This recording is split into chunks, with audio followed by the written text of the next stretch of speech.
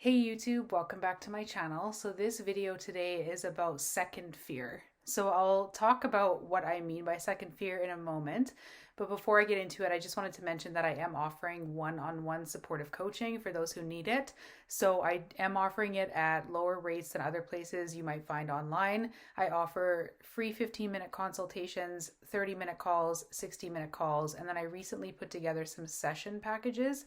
So if you're someone who feels they might benefit from multiple chats, you can do that at an even further discounted rate. So I will I will leave the link to my online booking calendar in the description of this video if you're interested in setting something up. I will also leave the link to my website where you can read further about my story if you're unfamiliar with it. You can also check out the services I offer there as well. And then I will leave my email address in the description as well. If you have just one single question to ask me, feel free to do so. I just ask that you ask only one question as I don't have time anymore to answer lengthy emails. So onto the video, second fear. So what do I mean by second fear?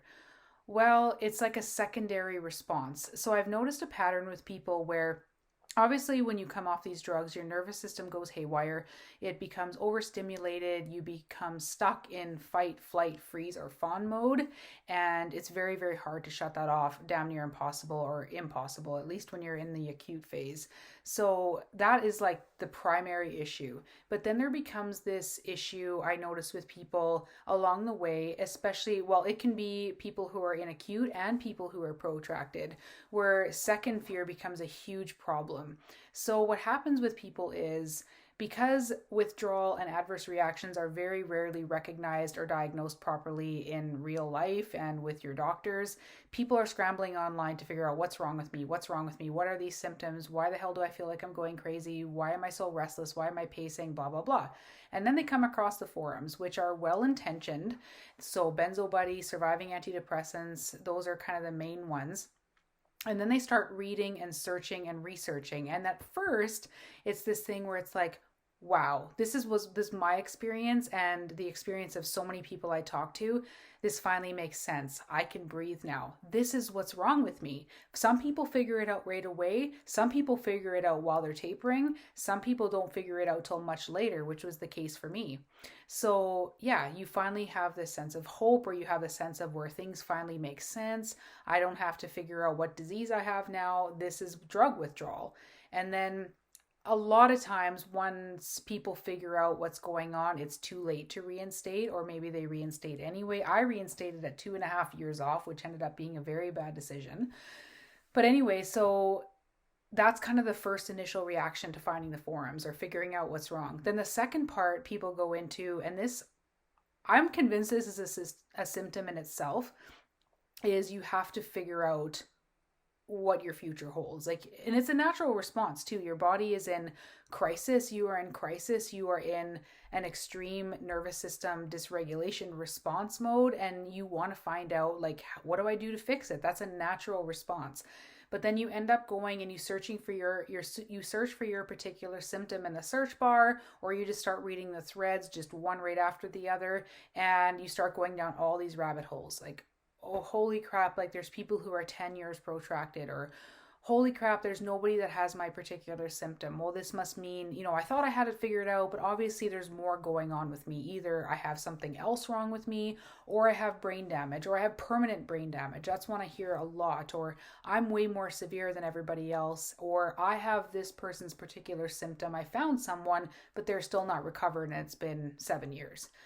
So then the second fear starts to happen, or you'll start to understand or learn what kindling responses are, or people who end up having to microtaper, or who updose and get akathisia, or I don't know, like there's all these different scenarios. And then, or you discover that you can get histamine reactions, or you're having histamine reactions, or you found out that someone had, they ate this ABC item and their symptoms exploded even more. They got way more severe. They started pacing, and you just feel like you're completely screwed, and it just creates even more of a fear response. So I see this all the time, and this is why. So I have mentioned this before, not in a video, but in other places and other chats that I've had with people, that I really do feel like there is a secondary fear to this, and there is a psychological component. That's only a very small part of it. I'm not suggesting that any of this is in your head by any means.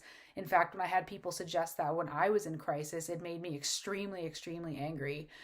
Your problem is the chemical changes from the drugs, but then you can become so afraid based on everything you've read online that not only do you get stuck in fear, and it prolongs your misery, but then your world can get really, really small. Well, I read this person had a reaction to bacon, I can't eat bacon, and then you start like attributing things to something that may not even be the case. So for instance, you go into a severe wave and you're like, I don't know what happened. What was the trigger? I can't figure out what the trigger was. Oh my God, like I have to think of everything I ate, everything I drank. What did I do? What was I exposed to? What did I smell? And obviously, like, people do have genuine reactions. I'm not saying they don't, because histamine plays a major role with a lot of people, which can cause MCAS and all those things. I'm not denying that. But I'm just saying that you can get stuck in this, where you're like, well, waves and windows, like they say that it can be triggered and it's just a natural part of healing, but there's got to be a reason I went into this wave. I have to figure it out. So you'll think about, oh, well, for lunch I had a waffle. Now I can't eat waffles anymore because it put me into a severe wave. Oh my God, I can't cope. And then you become so afraid of everything you eat, everything you ingest, and your world gets very, very, very small. Or there's people who are trying to taper and say, okay, obviously I'm not saying you should make big, huge cuts, and you should follow the general guidelines, which is like hyperbolic tapering, where you're doing a 10% cut I can't even remember the exact guidelines now, the 10% cut every 2 to 4 weeks. And then you see how you feel. And then if you feel like you're somewhat stable, you make another drop. Like there's a lot of different factors that go into tapering. So I won't get into all that here, but there will be people, and I've talked to a lot of people who are trying to taper, and they're like, I can't even make a micro cut without severe symptoms. And, but there's this thing now, like I'm working with Dr. Joseph Witt-Doring, and one thing I've seen that he's practicing and he's done with some people, and I've heard of other people doing, is blind tapers. And I've had people ask me, what is a blind taper? So blind taper is just what it sounds like. You're doing it blindly.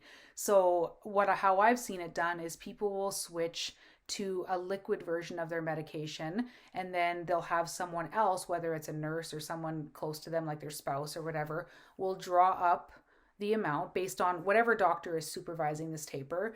They'll draw up the amount, and they'll cover up the dose. So the person who's trying to taper doesn't have any idea what dose they're taking.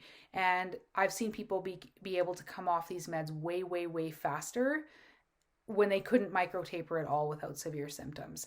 And then these people, even people with akathisia, and I'm not saying that this will happen with every single person, but I've seen it happen multiple times now in the same person that could not micro taper at all. Now that there's a blind taper going on, they suddenly are able to come off the med in 3 or 4 months or whatever the doctor is, but it's much, much quicker than a 2, 3, 4, 5, 6 year micro taper would take. And the person is actually feeling a lot better when they couldn't even make a micro taper cut before. So that just goes to show me that, the power of suggestion, the things that you've read online, that plays a role. It has an influence over your body's response. And because our bodies are so sensitive and we are so impressionable in this, and we're so vulnerable to suggestion and to reading horror stories, and to anything can kind of fire up our nervous system even more. And so I think that all of the knowledge that we gain in trying to figure out what's wrong with us to begin with, because none of the doctors typically are helping us, nobody's telling us what's wrong, nobody's saying we're in withdrawal or that we're having drug reactions, we're figuring it all out on our own, and we have nowhere to navigate. There's no path to follow. So we end up on these forums and reading all these horror stories, and holy crap, there's people who are down to 2 foods, and there's people who are tapering for 12 years, the same drug. This is going to be me. And so that can contribute to not only increased fear, but also despair and hopelessness. So I do think that there's a huge psychological factor. And that's why I talk about in my videos about how I recovered and about what I do in a wave, where diet is not just about what you eat. Your whole environment is your diet. So everything you expose yourself to, what you read, what you watch on TV, the music you listen to, the conversations you have, the people you are around, what you do with your day, everything, like what you put on your body, it all contributes, and it's all really, really important to pay attention to. So again, I've just seen it time and time again where, and people will say to me, I just wish I would have never found the forums. I wish I didn't know. Ignorance is bliss in this case. Obviously, they want to have figured out what was wrong with them and why they're having these symptoms after stopping the drug or after taking one dose and feeling like they're crazy and pacing around. But then that's all they wish they knew. And then they just wish they didn't figure everything else out and read all the stories and hear about all of the histamine and MCAS and all that stuff, chemical sensitivities and tapering issues and kindling and updosing and how long tapers can take. And it really does influence people in how they're responding and how their body is responding. So I just need to talk about that, and how at this point, no matter whether you're acute or protracted, start paying attention to that. I have mentioned before in other videos, ask for a ban on the forums. I asked for a ban on Benzo Buddies because I could not stop myself from reading people's stories that I had followed. I had to know. Even though I felt like I was recovering, I was like obsessed with it. And it's even worse when you're not recovering or you feel like you aren't recovering and you're just reading all day. And I swear everybody goes through this.